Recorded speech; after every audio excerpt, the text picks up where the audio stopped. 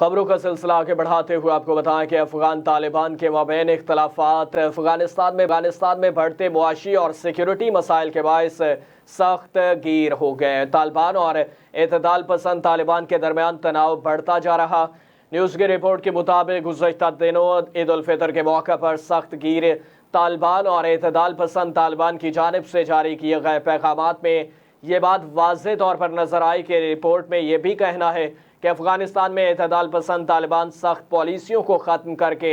دنیا کو مثبت پیغام دے کر بیرونی حمایت حاصل کرنا چاہتے ہیں۔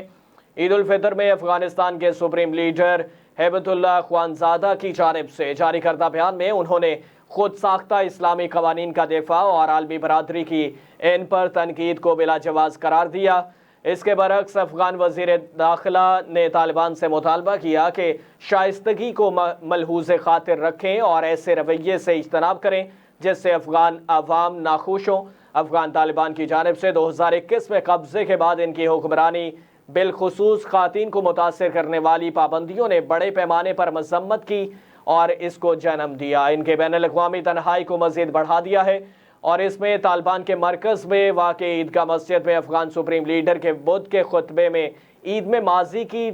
طرح سخت لہجہ اور گفتگو شامل کی گئی تھی۔